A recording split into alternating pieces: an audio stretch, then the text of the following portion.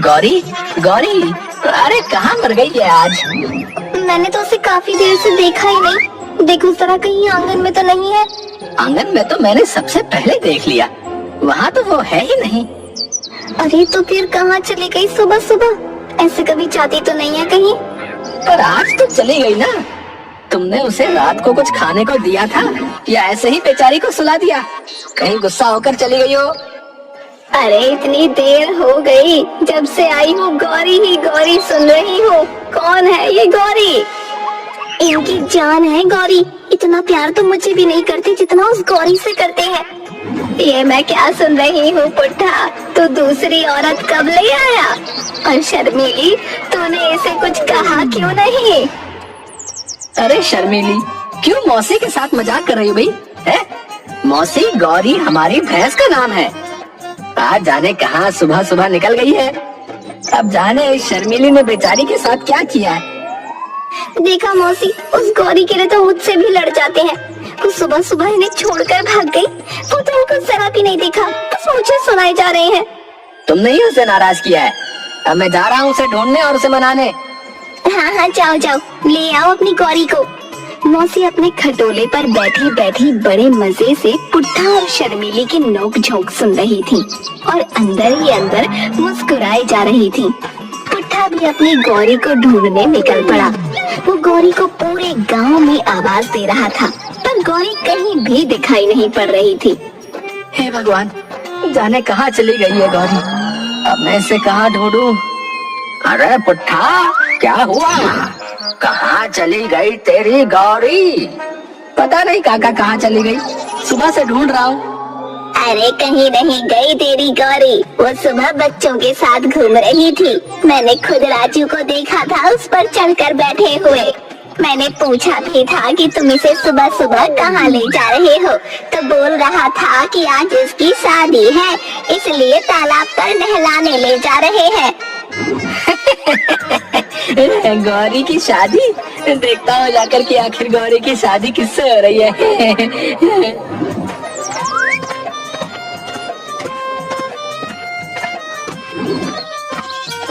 पुट्ठा तालाब पर जाकर देखता है तो वहाँ भी गौरी नहीं दिखती। पुट्ठा फिर परेशान हो जाता है। क्या हुआ भैया, किसे ढूंढ रहे हो? अपनी गौरी को ढूंढ रहा हूँ भाभी। अरे उसे तो अभी सारे बच्चे नहला धुला कर ले गए हैं। बड़े मजे से नहा रही थी आपकी गौरी। मैंने पूछा कि आज उसे इतना क्यों चमकाया जा रहा है, तो बच्चे बोले कि आज गौरी की शादी है। अरे बताओ भी, कोई भैंसिया की भी शादी होती है क्या? वही तो भाभी, मेरी गौरी की आज शादी है और पूरे गांव को पता है, बस मुझे नहीं पता। खैर मैं जाकर देखता हूँ कि आखिर अब ये मैडम गौरी कहाँ है। पुट्ठा फिर वहाँ से भी निकल जाता है। रास्ते में उसे बच्चों का झुंड दिखता है और बच्चे खूब नाच गा रहे होते हैं। पुट्ठा पास जाकर देखता है तो बच्चों के बीच गौरी भी खुशी से नाच रही होती है। उसके सींगों और पूंछ पर लाल रंग के रिबन बंधे होते हैं। उसके पैरों में घुंघरू और गले में फूलों की माला डली होती है। पुट्ठा की तो ये सब देखकर हंसी ही निकल जाती है। अरे गौरी, तूने ये अपना क्या हाल कर रखा है? तुझे इन सब का कब से शौक लग गया रे? अरे देखो तो कैसे मुझ पर हंस रहा है। आखिर मैं भी तो एक भैंस हूँ, तो क्या मुझे सजने संवारने का शौक नहीं हो सकता? बच्चा, तुमने तो मेरी गौरी को नमूना ही बना डाला। खैर अब छोड़ो इसे और अपने अपने घर जावे। अच्छा। अरे चाचा, आज गौरी की शादी है, हम इसे कहीं नहीं जाने देंगे।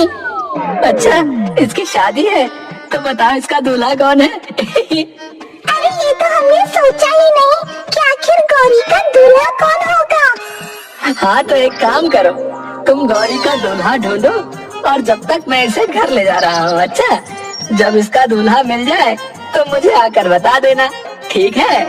और गौरी, तुमने आज मुझे खूब दौड़ाया है। चलो अब घर चलो, तुम्हारे चक्कर में आज मैं कोई काम नहीं कर पाया। हाँ, शीला से भी सुबह सुबह तुम्हारे चक्कर में खूब बहस हो गई। अब वो तुमको ऐसे देखेगी ना तो खूब हंसेगी। पुट्ठा गौरी को लेकर घर आ जाता है।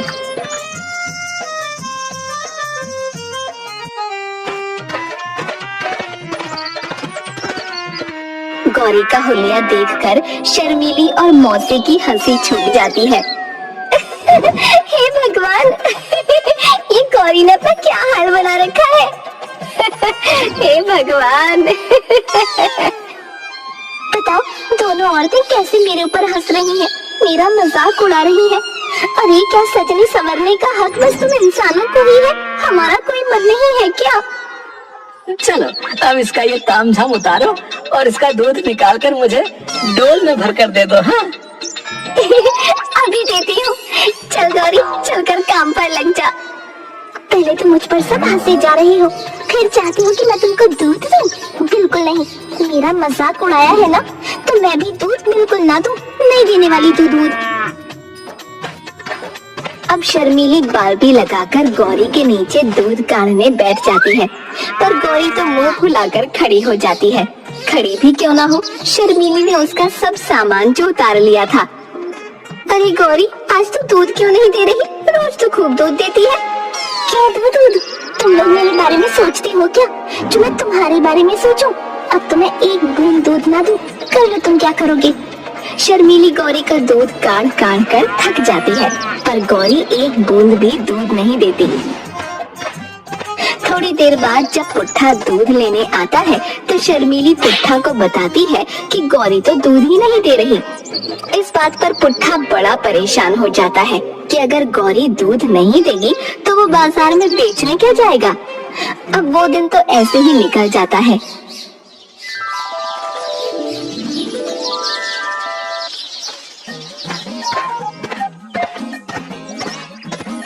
पर गौरी तो अगले दिन भी दूध नहीं देती और फिर ऐसे ही करते करते 4 दिन निकल जाते हैं।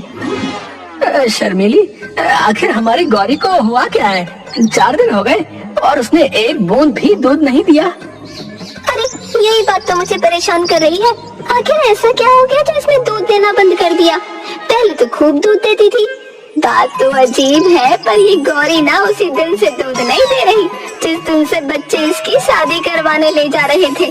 कहीं ऐसा तो नहीं इसको अपनी शादी टूटने का दुख हो रहा है? अरे मौसी, भैंसों की भी कोई शादी होती है क्या? इसको बड़ा समझ आ रहा होगा इसकी शादी टूट गई। अरे शर्मीली, ये जानवर सब समझते हैं। हाँ मौसी, तुम शायद सही बोल रही हो। ये उस दिन बच्चों के साथ बड़ी ही खुश होकर कूद रही थी और फिर जब मैं इसे वापस लाने लगा तो ये आने को तैयार ही नहीं थी। हाँ तो बस यही बात है, तुम मान ना मान पर ये इसलिए ही दूध ना दे रही क्योंकि तुमने इसकी शादी ना होने दी। अरे पर अब क्या हम इसकी शादी करवाएंगे? ये बात तो बहुत ही अजीब है। देख ले, अब तरीका तो यही है। आखिर तेरी रोजी रोटी का सवाल है। ये दूध नहीं देगी तो बता तू पैसे कैसे कमाएगा? पुट्ठा अब बड़ी चिंता में पड़ जाता है। उसे कुछ समझ नहीं आ रहा होता कि वो करे तो क्या करे। अब वो अगले दिन यही सोचते हुए जा रहा होता है कि उसका पड़ोसी हरिया उसे रोक लेता है। अरे क्या बात है? अरे बड़े उदास दिख रहे हो हैं? अरे बात ही ऐसी है, हमने हमारी भैंस की शादी नहीं होने दी इसलिए वो नाराज है और तब से दूध ही देना बंद कर दिया है।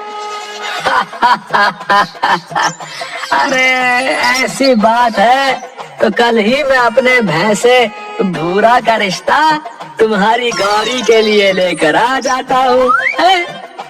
तुम्हारा भैंसा? हाँ भैंसा, अभी कुछ दिन पहले ही तो लिया है।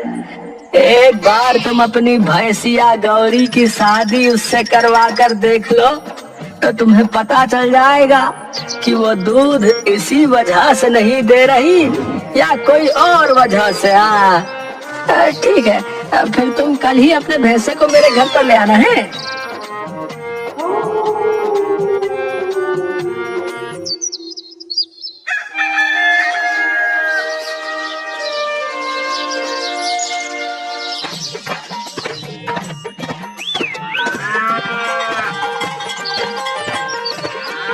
आओ भैया बैठो, बैठो। मैं अभी अपनी गौरी को बुलवाता हूँ। है